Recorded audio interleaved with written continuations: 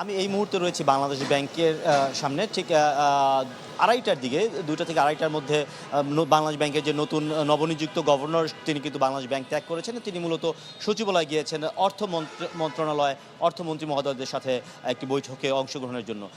তারা মূলত আমি এখানে যারা খোঁজ নেওয়ার চেষ্টা করেছি তারা মূলত হচ্ছে আগামী দিনের ভবিষ্যৎ পরিকল্পনা এবং কী ধরনের বাংলাদেশ ব্যাংক কীভাবে পরিচালনা করবে তারই একটি হয়তো প্রাথমিক দিক নির্দেশনা দিবে অর্থ মন্ত্রণালয় এবং সেই উদ্দেশ্যেই কিন্তু তিনি এখানকার ত্যাগ করেছে। এর আগে গভর্নর কিন্তু ডেপুটি গভর্নর এবং নির্বাহী পরিচালক থেকে শুরু করে বিভিন্ন পরিচালকদের সাথে কিন্তু বৈঠক করেছেন। সেখানে তিনি বেশ কিছু প্রাথমিক নির্দেশনা দিয়েছেন। তার মধ্যে একটি ঢালাইয়ে দৃঢ়তা, নির্মাণে নিশ্চয়তা, প্রিমিয়ার সিমেন্ট, ঢালাইয়ের রাজা।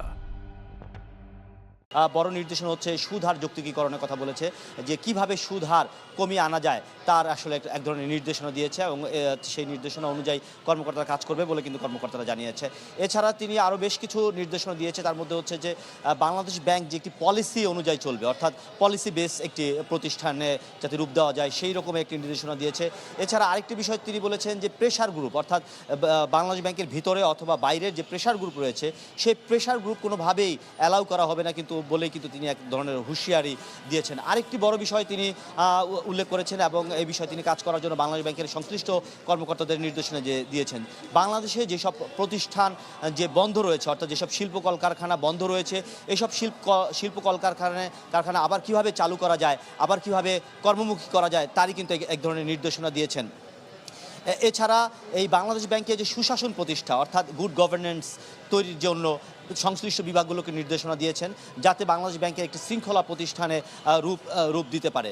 সব মিলিয়ে কর্মকর্তাদের একটি বড় ধরনের যে নির্দেশনা সেটা হচ্ছে কথা কম বলতে বলেছেন, যে তাদের বলেছেন যে কথা কম বলে কাজ বেশি করার জন্য।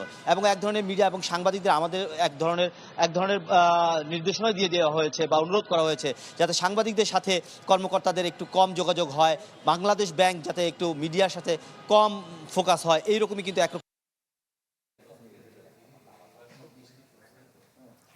মাসুম, আপনাকে ধন্যবাদ।